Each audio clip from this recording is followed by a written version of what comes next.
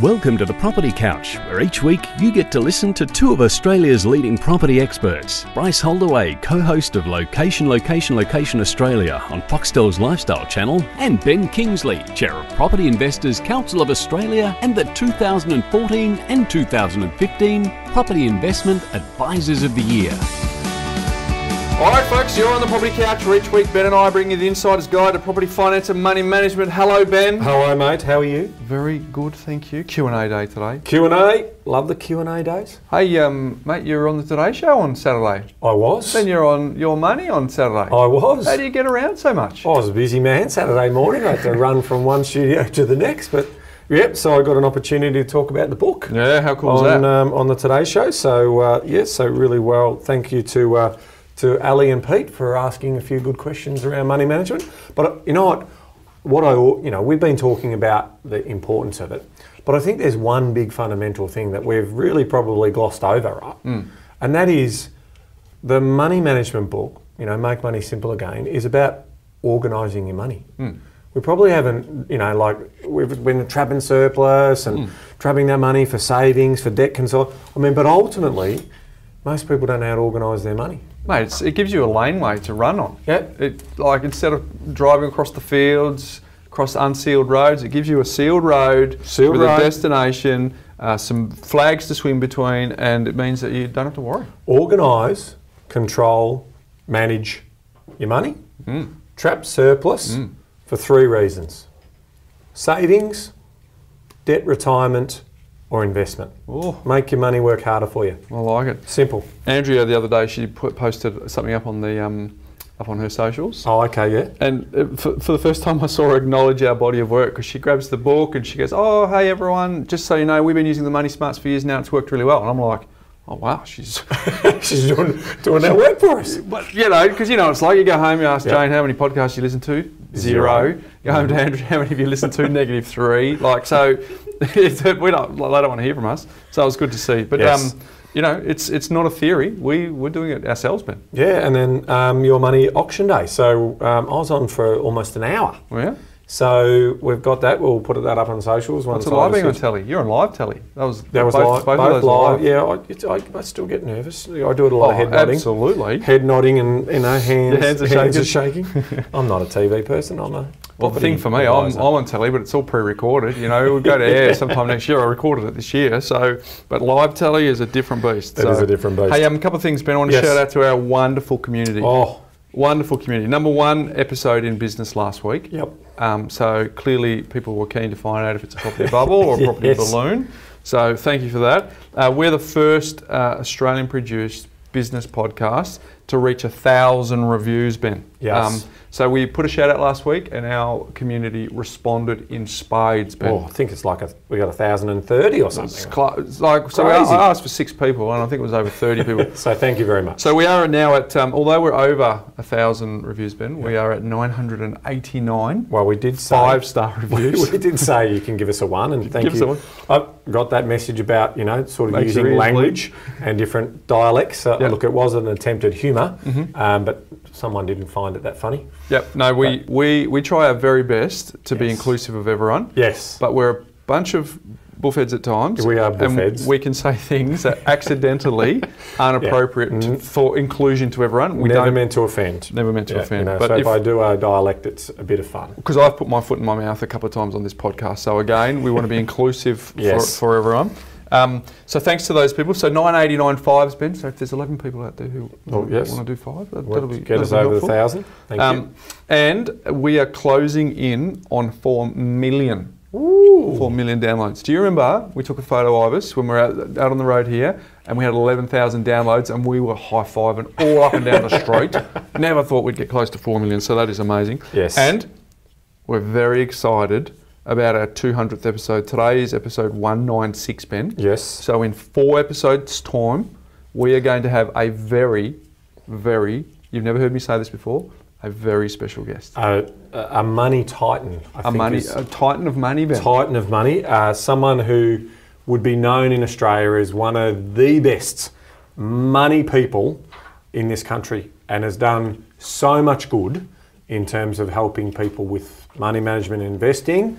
Can't say any more. Influenced us when we were growing up, Ben. Very influential. Very influential. This person was on the telly in the 90s. Yes. Titan Of money. best-selling author, sold hundreds and hundreds and hundreds of thousands of books, and doing some great work with government, which we're also going to explore as well. So hang in there, folks. 4 episodes time, we're going to have a money titan on as our very special guest. And to say we're both excited would be a bit of an understatement. Oh, total. Just so you know, when the confirmation came, folks, when the confirmation came through that this particular titan was coming on, Ben came and high-fived me, didn't he? Yep. I said, I've got him. He's a ripper. Oh, you've just given us a gender clue there. Oh, sorry. Well, yes, my bad. Yes, so we're just dropping little breadcrumbs here. Okay, let's move on. Oh, is that your cover up for the fact that you dropped the breadcrumb there? All right, my Mindset Minute theme today, Ben. Do you remember the Cambridge Analytica issue at Facebook? Yes.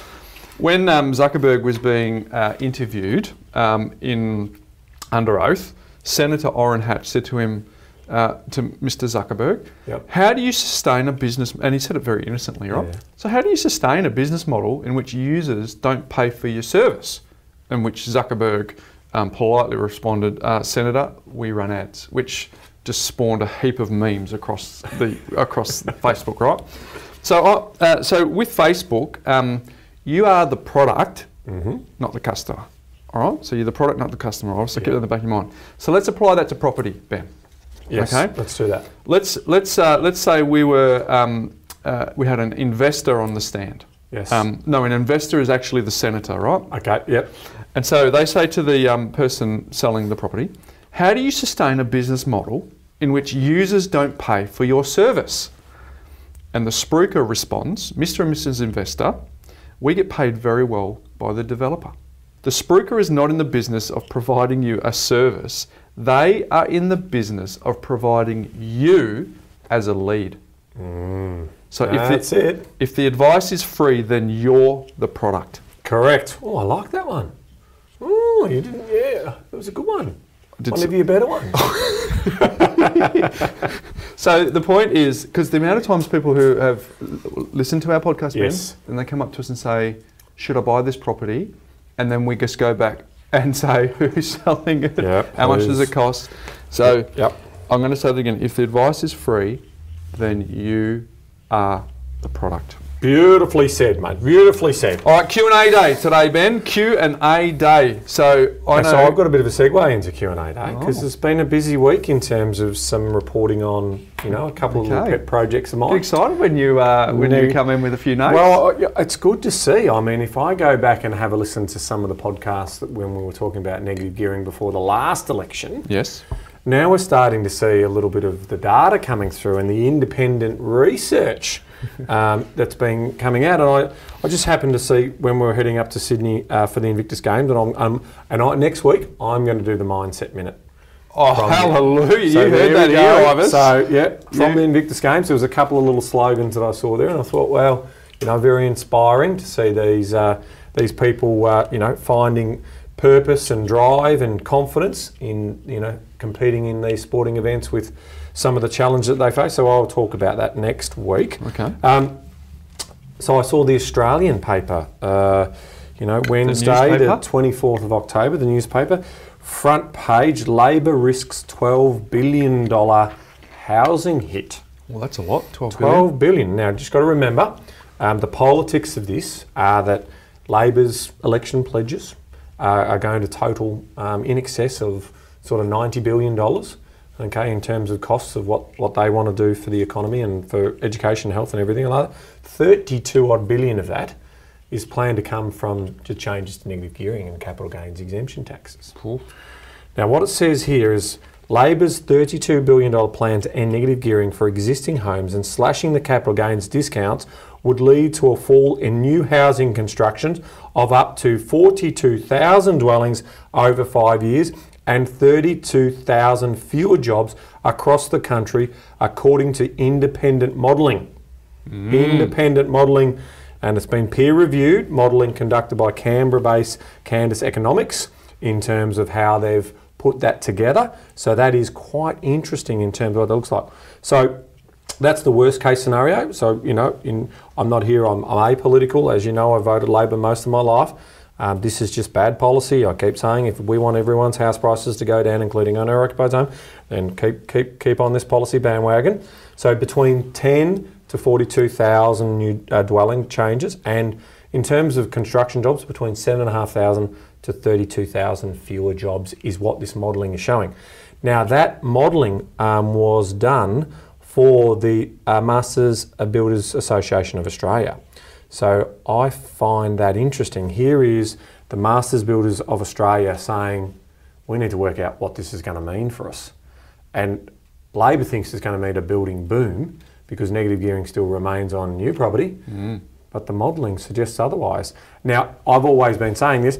I think what you'll always find is if you can look at what behavioural change will do, it's obviously going to impact in regards to why would I buy something that I'm fearful now that's going to go down? Yeah, it's kind of like the old win the battle, lose the war stuff, isn't it? Correct. So it's interesting that part of the policy was around making it easier for people to buy. The policy might make it easier for every single person to buy, but no one wants to buy. And the biggest scary part is the fact that it'll have those impact on jobs, because then that just becomes a negative multiplier going the wrong way round. Well, we'll circle back to our balloon versus bubble model. Testing for higher interest rates and all that, no problem. Models stack up. Testing for increased unemployment, not good. Starts to look pretty poor. Now, another one, the Housing Industry Association, HIA, have used the Centre for International Economics to also look at the capital gains taxes.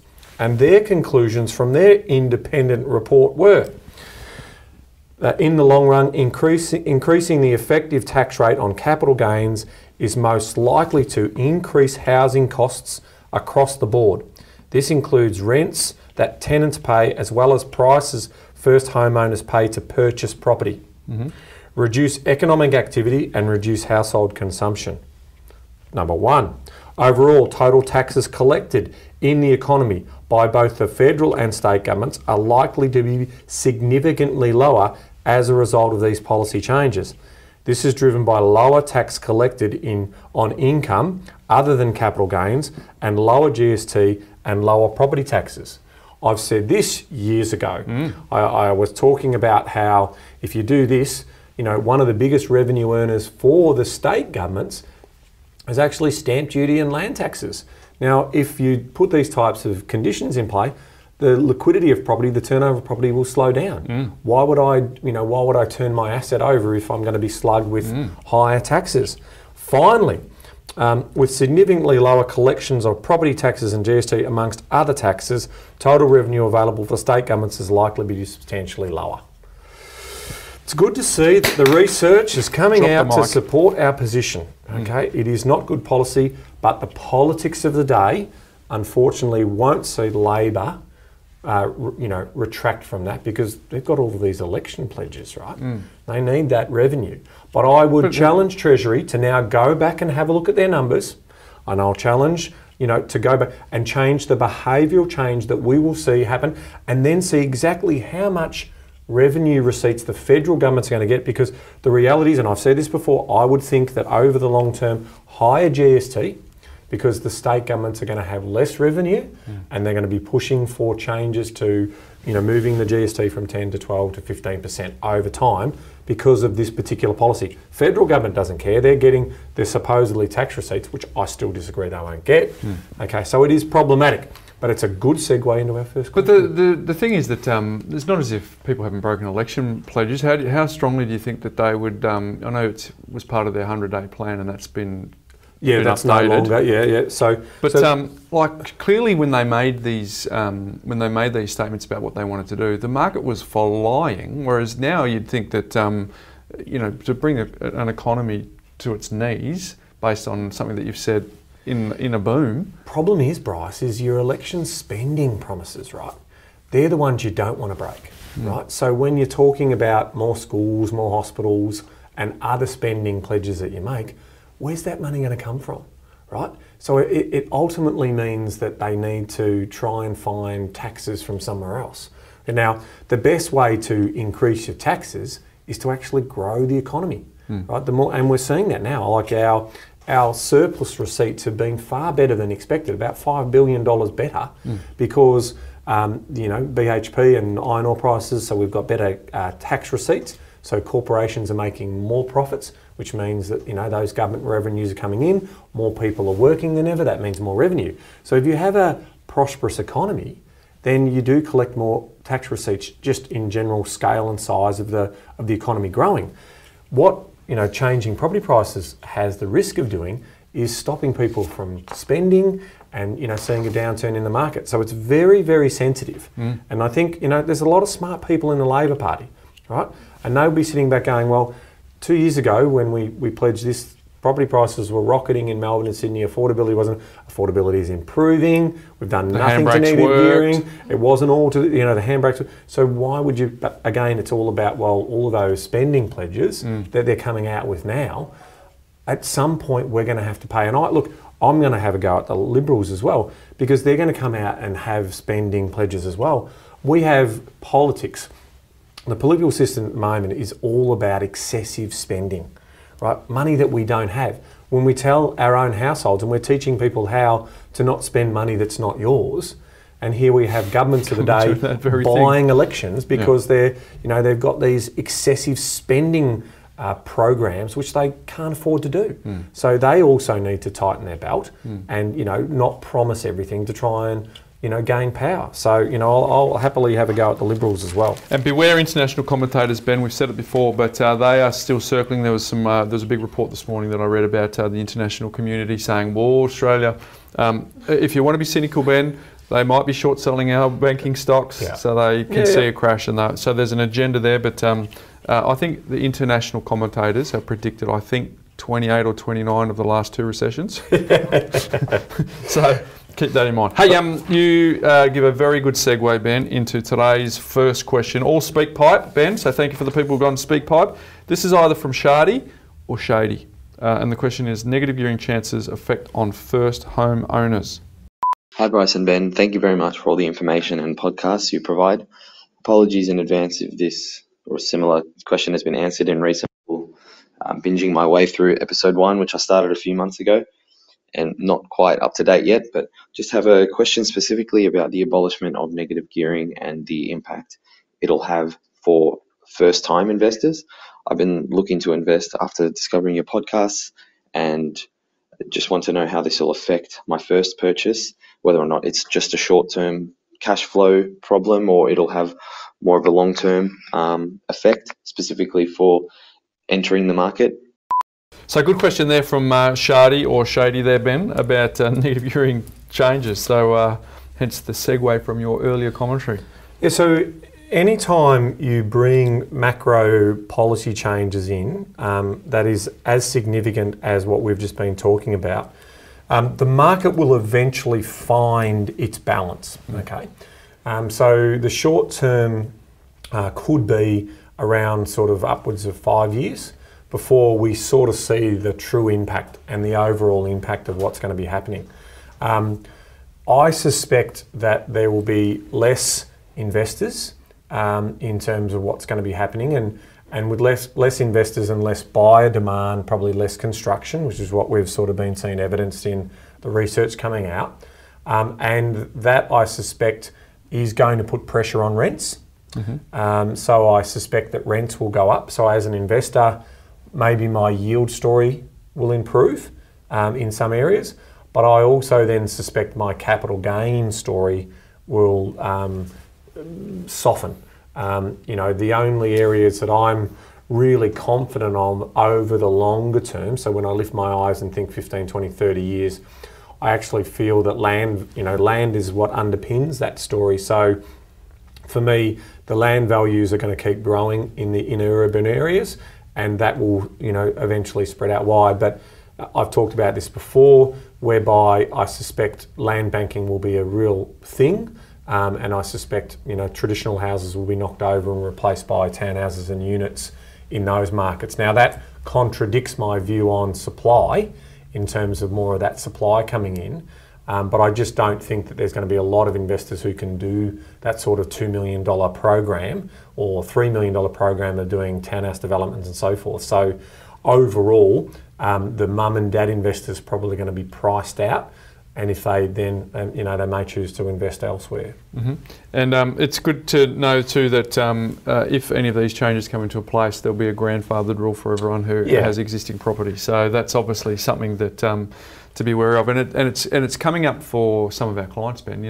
There's no urgency around whether they should buy now, given some of the sentiments in the market. But our communication to those clients is, if this does change, there will be a small legislation deadline that will create a mini boom-like scenario, which you don't really want to be a part of. So you need to, if your cash flow allows and you've got the right lending structure, buying great real estate right now is easier, given we've got a clearance rate of 50% or yeah, definitely opportunities in the marketplace. And those who have been listening to our podcast long enough would know we very, very rarely buy in the fringe areas, if ever, buy in fringe areas where there's lots of vacant land. So we're either buying, inner area or the second ring, locations where it's lots of established housing. That housing has been there for generations. That's a big important part for us. It's got a track record. Yeah, got a track record. So even though you might be thinking, well, I need to get in to get the negative gearing, even in the outer suburbs, the fact that 30% of your marketplace is now at risk that's a big drop in demand, right? So ultimately, even though you might be thinking I should still get in and buy a house and land package out wide, or even something existing that's out wide and there's lots of vacant land out there, those property prices are still susceptible, because ultimately what people need to understand, negative gearing is not a strategy, it's a moment in time, and those properties will eventually turn positively geared over a period of time as you retire the debt out. But we want to be buying assets that have good capital appreciation. You and I have talked about before, in the earlier days, rents help keep us in the game, but ultimately we're still trying to get that better capital growth. Now you might be thinking, but you guys very rarely, talk about selling. So if I can't realise that gain, but what also happens is, as the value of that asset grows, the rent that you can charge for that property, because the competition on that property for not only or competition on that location is not only big for people to live and own in that area, but it's also good competition for rental in that area as well. And that can come down to things like school zones and proximity and convenience and practical reasons why people choose to live in those areas. And if they can't afford, they rent vest or stay in that particular area as well. And picking up on the point you just said before too about mum and dads maybe being priced out, it's just a case of the policy change to make the rich get richer, because they'll still be buying real estate. They'll be still buying the best real estate because they've got surplus cash flow to allow it, and the poor old average income earner won't be able to self-fund. And and look, we've had a reversal of policy positions like this before. So even if the policy does get in, if the Labor Party does win power, I suspect there's going to be a lot of pressure on in them. Well, Hawke Government brought in 83 and it got changed again in 87. They brought in extra depreciation. 85. Oh, that's right. And from 85 to 87, they brought in incentives for depreciation to try and entice the investors back into the market. Yeah. So there is a precedent. It's important for jobs. It's important for growth. It's important for not only the direct jobs but also the indirect jobs, and if people feel, because the reality is, Bryce, if property prices are only growing at inflationary levels, why would you buy a property?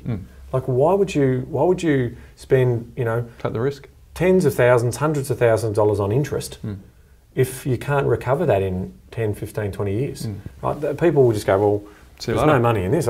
And the Europeans do that. They put all their money into their investments, and only 50%. So there's lots of very wealthy landlords, but the other people basically sit back and go, well, if the property prices don't grow quick enough, well, why am I in this game?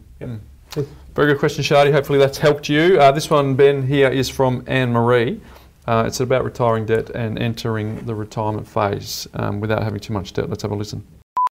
Hi, Bryce and Ben. This is Anne-Marie in Victoria. I'm 56 and my husband's 51. I started listening to you many years after we had our 7 properties. Our last property was probably 3 years ago. They're all on fixed term interest only, which makes no offset available to them, and we've paid off our home worth $1.1 million, which is one of those properties. It takes us $13,000 a year to hold all the properties. We just put our tax in, which is amazing. So property's done really well for us, and the mortgage we have on all of them's about $2.5 million, with Domain low value being 3.9 and high being 5.2, with middle, which is probably about right, they're all worth about 4.6 million. I want to start going into doing less hours at work. I'd like to look at retiring in, maybe 4 years' time. How do you transition to get the passive income that we'll need for retirement without too much of a tax liability? I paid 10,000 tax this year, and I really don't want to be paying a lot of tax while I'm getting to this point. Can you give me any pointers? And also, I can't have an offset account. As I said, I'd like some advice on that. Thank you, Anne-Marie, for that question. There's a bit in that, Ben. Great question, Anne-Marie. Thank you very much for that. I mean, this is where people are starting to think about that transition into retirement, that sort of exit strategy. So, firstly, what I need to say here is, Anne-Marie, we're not going to give direct advice or personal advice based on your circumstances, because the reality is we don't actually know enough. You've given us a beautiful summary, but there's so much more I need to know. What are those things that I need to know? I need to know, what is your surplus? So you tell me that it costs you $13,000 a year to hold that portfolio. Congratulations also on building that portfolio out. But I also want to know how much surplus cash is being generated per annum, because I would need to do the modelling in terms of how quickly we can accelerate that debt down. Because all of a sudden, that 13 is still a holding cost. The last property bought 3 years ago. When does the portfolio turn to positive? And the other big question I would then want to answer is, can that positive cash flow start to retire the debt? So can it firstly cover the debt, cover the maintenance on the property and the upkeeps to the property, and then also start to pay that debt down? Because what a lot of people will do is they'll be thinking, I need to sell 2 or 3 quickly to sell those down. And that's not where we sit. The other point being 56 and 51, there's obviously, at some point you're going to be getting access to your super. So super is going to be a big position there as well. So, and what is the impact of changing your jobs or working less hours? So that is going to ultimately affect your cash flow, your surplus. So we would get all of those numbers together and we would start to model that story, and we would time an exit based on the best advice. And what we would normally say to people is that when your cash flows get down to sort of $50,000 to $100,000, that might be time to exit out of one property. Our ideal Nirvana stories is if you start early enough. So if you're young listening to this and you've got 20 or 30 years before you hit 60, now is the time to do the heavy lifting. Because in a lot of cases we're able to build models that have very little debt or no debt. So there's still a couple of $1 million, $2.5 million in debt. So the net position is sitting based on a 4.6 million around 2.1 million. So that's a good number. Because you talked about the Nirvana too, Ben. It's important to know that ideally you have all of the debt retired out, but for a lot of people, they will still carry debt as long as the portfolio is self-funding. Yes. And then they've got passive income over and above the cost to self-fund. It's still okay. You don't have to have zero debt. It just keeps you sleeping at night a bit easier if you do, but it's not essential. It's ideal, but not essential. Correct, because what can happen here is when you get to that retirement pay, you've got your super and you've also got your passive investments, okay, so your direct investments.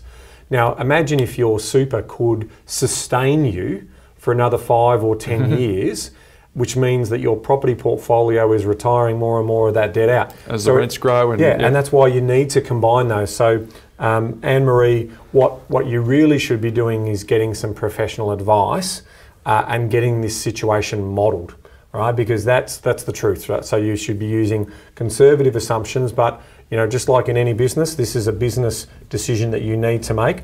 Ben, we'd go to Pippa for that. Make sure you're dealing with a qualified property investment advisor. And when you're asking them, say, what type of modelling software do they have? Because even a lot of the modelling software that most property investment advisors have is around analysing a property in isolation. You need something that's a little bit more sophisticated than that. So there's a few businesses out there that do that type of work. And that's the sort of work that we would do. We'd get a really clear picture in terms of what that exit strategy looked like. Now, in terms of tax, we're not tax agents, so we want to be careful in terms of, again, not giving you specific advice, but we can talk about statements of fact here. And one of the big things that we have seen evidence of people doing in the past when they haven't sought tax advice and they haven't planned this out is they might sell 2 properties in one tax year. Now, remember that we have a marginal tax rate, so we have low taxes for low household incomes and we have high taxes for high household incomes. Now, your income, so your capital gain that you will achieve for that year is classed as income. So that will be added to your PAYG income for that year and you'll be paying tax at that higher level. So if for whatever reason selling one property that may not have a big tax would not take you over the final threshold, you would be better off planning out when you're going to exit in those properties.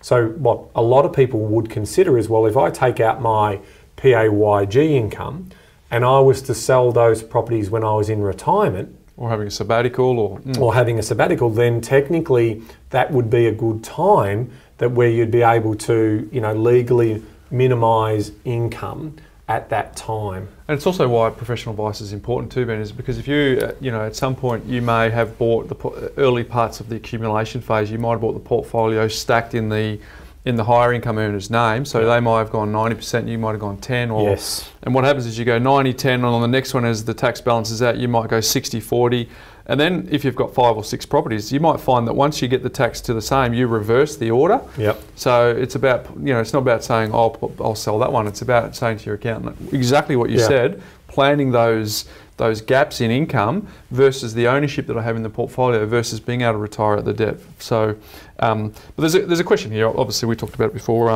Why have they gone off fixed? Clearly, the first answer is around just giving you surety and understanding what that is. But the downside of that is not being able to have an offset account, and that. For us, obviously, we've written a book around the fact that offset account is the centre of the universe. So being able to fund, put all of your surplus into an offset account is something that's not available to Anne-Marie. But she may have other cash, because that was one of the questions, how much cash do you have on hand? They may have a big lump sum of cash in a bank account earning interest. Yeah. So paying tax on that versus reducing an expense, which we've talked about. Yeah, and having big reserves, and this is why we always use liquidity buckets against offsets, as opposed to paying it into the loan. If you've got $300,000 in cash reserves, that buys you time. And you can live off some of those cash reserves. So even though it's going down, if the asset appreciation of portfolio is still going up, it's in your best interest to use that cash as opposed to divest of one of your properties.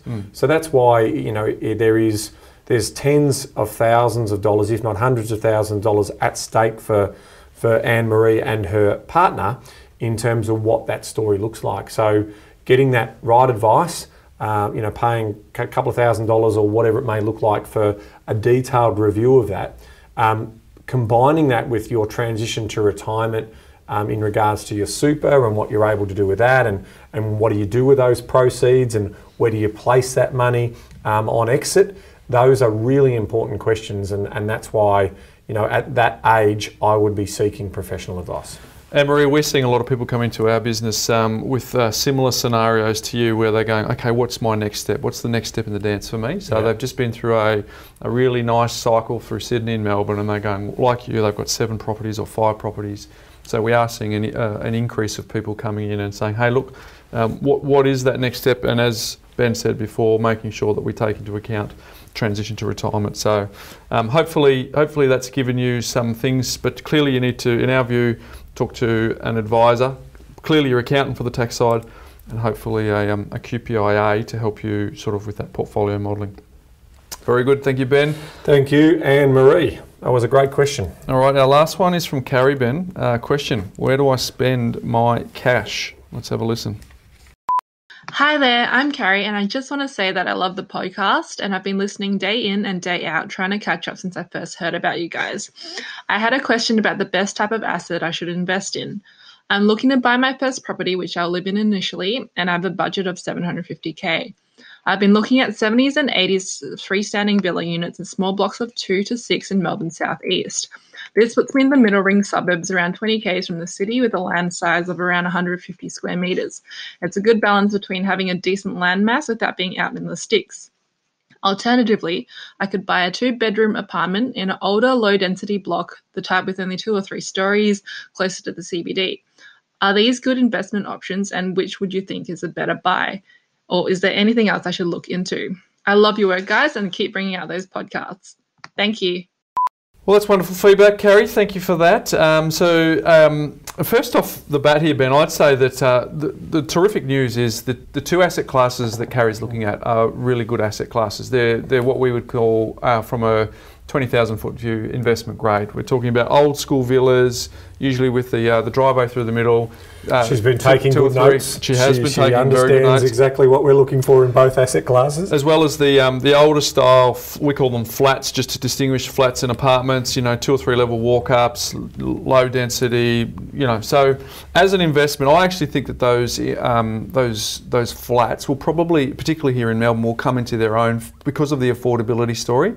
Because ultimately people want to have more space, so they have chased that through that last boom. But there is still a component, particularly of Gen Ys, who want to be close in. Yep. They're being priced out, so they're making a decision. Do I want to go out, as Carrie said, it to the sticks, or do I want to stay in close? So if you're in an area, and I use an example of, I think St Kilda.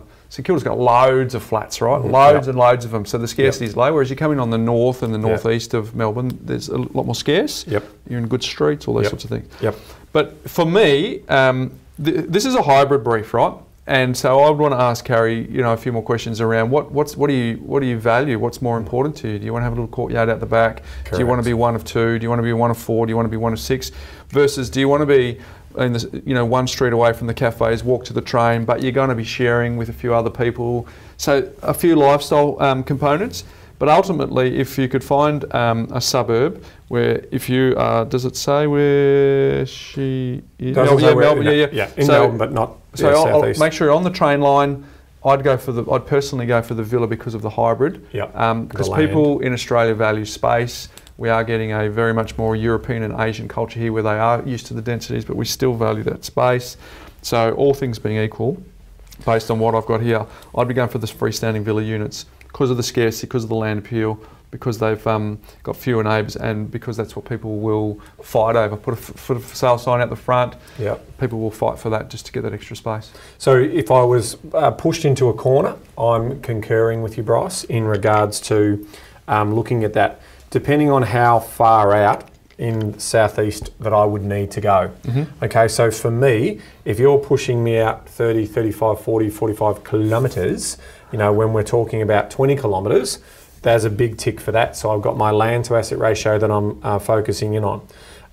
Because it is the hybrid brief, now when we talk about a hybrid brief, we're talking about she wants to live here first, right? So if we had that hybrid brief and someone came to me and said, I've got $750,000 to spend, I'm a long-term investor, I'm going to keep both assets, I'm looking at an old flat closer in a small block of 4 or 6 in a great suburb, East Melbourne, whatever it might be, all of a sudden I'm like, I've got no problem with that. And I've also got no problem with buying the townhouse. How you analyse that, and it does take a fair bit of time and research, but what you would do is you can analyse the block. You can actually analyse all the historical sales in each block, and you can work out their long-term capital growth.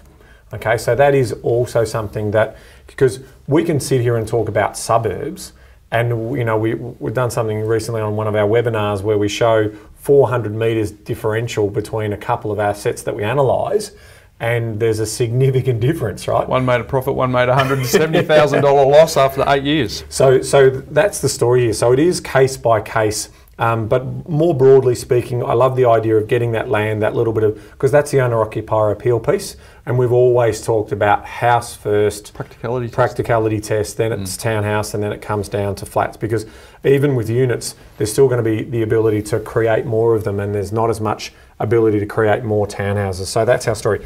Now I've got a little surprise for Carrie in regards to, and for all of our listeners, Bryce, because what I can help with is a geospatial heat map that I'm going to provide to Iris. Yes, it's a very good map. And we'll put it into the show notes, and we'll also put it into Facebook. Now, What it is the Valuer General data since 1974. Now, it's only going to be, unfortunately, I don't have all the suburb names or local government areas on it, but you work it out, right? You should be able to look at it. There's a clear trend. There's a clear trend. It's based on a Google underlying map. So if you brought up two screens and you had that overlaying on your Google map, you're going to basically see what's going on here. And now, what it clearly shows, Bryce. Come on. What it clearly shows is the ripple effect of land appreciation starting at the centre and moving out wide. Now, there's always, because it's a sample of the median value, so how we've measured this is a sample of the median value of houses in these locations in 1974 to since 1974 to 2017. So it's 43 years of data, and it's the most reliable data. Now, there'll always be anomalies in terms of, for whatever reason, we've got to make sure that the data is reliable in 1974, so we assume that it is. And then we've obviously got 2017 data, which, it comes from the Land Titles Office.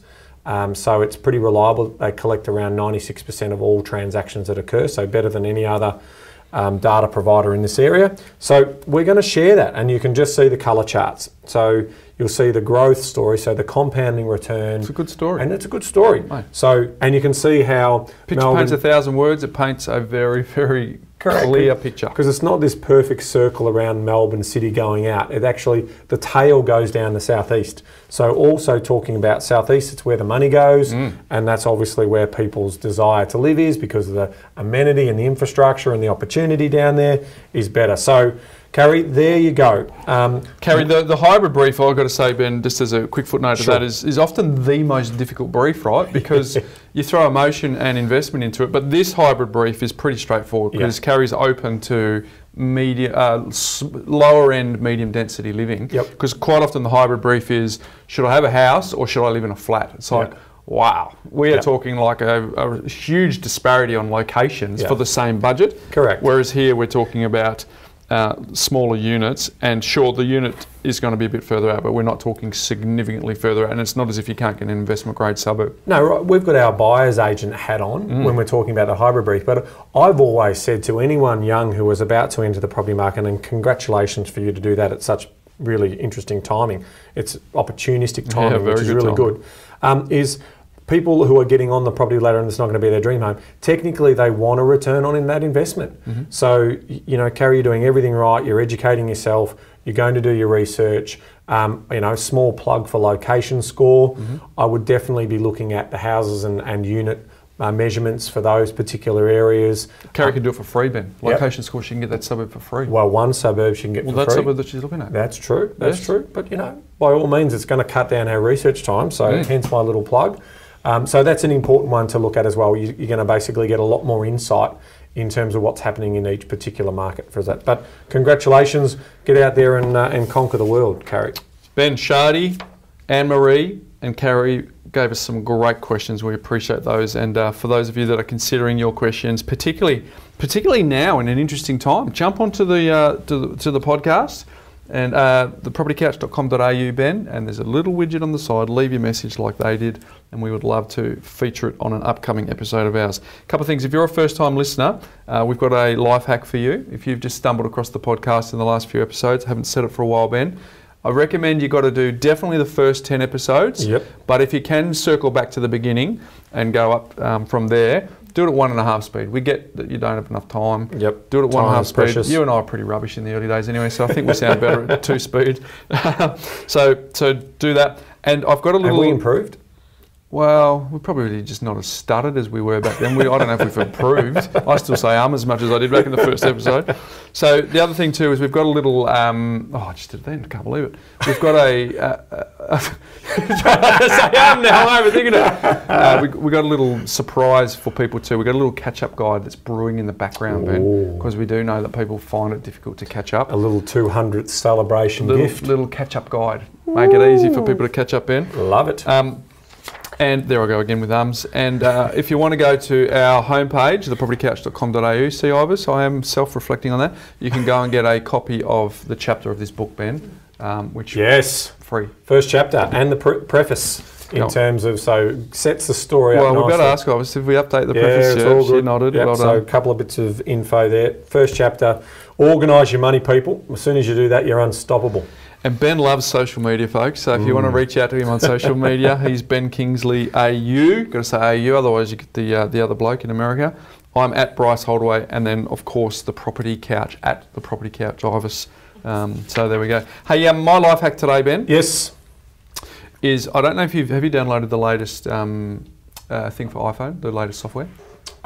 Maybe. No, you haven't. Okay. There is a little thing Right. where you can go, and it's now called Screen Time. So you go to Settings. Oh, yes, I have. You have seen that? And it tells me how long I've been on the screen for the month or the week or whatever it is. Yeah, but here's the good bit, right? Oh, you okay. can apply app limits. So you add a limit, get one of the kids' games, you put in the thingo, and then the time runs out. Because the boys are, how long, Dad? 2 more minutes. And you know what a parent's 2 minutes is like. Yeah, it's yeah, usually yeah. another 10 minutes. You can lock and load the time, Iris. Oh, that's good. Put it in. So that's my life hack today for the iPhone users. iPhone. And does it work for iPads as well? Yes, it does, I'm sure. Because that's what they're normally on, the kids. Yeah, it would be. They give the iPads out. Oh, to yeah, the but what kids. about in the car? Yeah. You want to get your phone back so Oh, you can go yeah. where you see where you're going. Dad, can I be the map, Dad? No. You can't. All right. What is it? What do I do? Did you know? Did you know? Now, before you go any further, Ben, Yeah. have you prepared one? Well, of course, mate. I'm a professional. I, spend hours researching my little you know? odd facts and my little, All right, go ahead. Let's hear yours today then. Sure. Bryce, did you know? Yeah. Did you know that Whilst you're struggling over there, I have prepared one earlier. Oh, right. Okay. So this is from one of our listeners, David List is his name. G'day, David. And How are I you? reckon it's a ripper. So have a listen to this. All right. Might have outdone you a job. Let's see what the listeners I think. like this idea. Hey guys, Dave here. Just thought I'd give Ben a bit of a hand with Did You Know? It seems like he needs all the help he can get after last week. But before I begin, I just wanted to give you guys and your team a massive shout out. My wife and I have just done a property plan with you, and we are absolutely wrapped. We're going through the implementation stage at the moment, and we just can't wait to see what the future holds. So thanks so much, guys. So did you know today, I just wanted to put a bit of perspective around the $2,000 a week passive income. So here we go. Did you know there is a website called globalrichlist.com where you can compare your net income and or worth with the rest of the world? So if you take your $2,000 a week, which equates to roughly $100,000 gross per annum, apply Australia's marginal tax rate, which equates to approximately $75,000 net per annum, you will be within the top 0.33% of richest people by income in the world. If that doesn't give you a bit of perspective, I don't know what will. So have a go yourself, guys. Thanks so much for your help with all your podcasts. Keep up the good work. See ya. Wow, Dave, thanks so much for doing my job for me. I like the little slap at the front there, needing all the help that I can get. Well, that's true though, but it is true. And then, glad that he's That was my favourite bit journey. of it. Hey, how good was that though? It's great. Ivis, is that the best Did You Know we've had that we've ever had? Not only was it insightful, but that is just a quick reminder about, and let's be honest, it's hard. You're down here, you're isolated in Australia, you don't really have any neighbours where you see trouble, but when you have it from that perspective, we are very the lucky country. Fortunate. We are the fortunate country. So thank you very much for that, David. Very good one. So check it out and see exactly, and there's other little insights that it gives as well in terms It does. Yeah, so there's some good stuff there. You And can make a little donation too if you want to. get Care International, I think it is. Good episode, Ben. Q&A day. We love it. We thank everyone for those questions. We love our community. We love the idea of you guys getting your questions answered. So if you have one, let us know. We will do it in a future episode, Ben. But until next week, Ben. Bryce, knowledge is empowering, but only if you act on it. Very wise words, Ben. See you next week.